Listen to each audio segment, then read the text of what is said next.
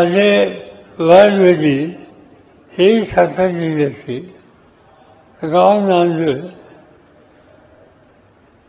ब्रिटिशांच्या विरुद्ध संघर्षाची भूमिका त्या काळात अनेक सातारकरांनी केली आणि त्यामुळं त्यांच्या विरुद्ध कारवाई करण्यात आली.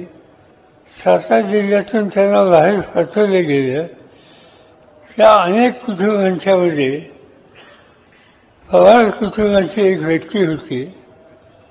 त्यांची तिथून हकालपट्टी झाली,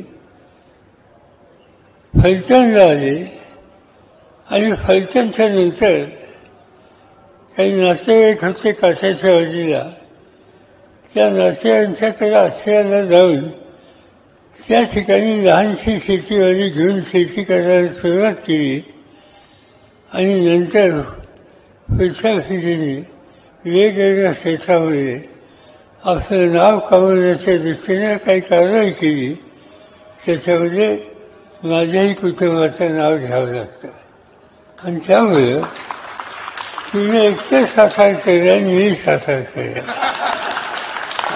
मला आनंद आहे की त्या निमित्तानं आज या ठिकाणी तुम्हा सगळ्यांना भेटायला मिळालं आहे. पुणे शहर आणि पुण्याचा हा सगळा परिसर हा एक आगळा वेगळा अशा प्रकारचा परिसर आहे. एकेकाळी अतिशय उत्तम शेती करणारा, शेतीमालाची उत्तम बाजारपेठ ही या भागामध्ये होती. विविध क्षेत्रामध्ये मग ते लष्कर असेल, उद्योग असेल, अनेक क्षेत्र, अनेक भाषिक या सगळ्यांचं वास्तव्य या सगळ्या परिसरामध्ये आणि याच परिसरामध्ये सातारकरांचे सुद्धा वास्तव्य. या सगळ्या सातारकरांनी आपली संघटना उभी केली. मला वाटतं की याच्यामध्ये श्रीनिवास पाटील यांचे कष्ट फार मोठे आहेत. पिंपरी आणि चिंचवडला अशीच एक सातारकरांची संस्था त्यांनी आणि त्यांच्या सहकारी मित्रांनी केली. कधी काही मी त्या ठिकाणी गेलो होतो.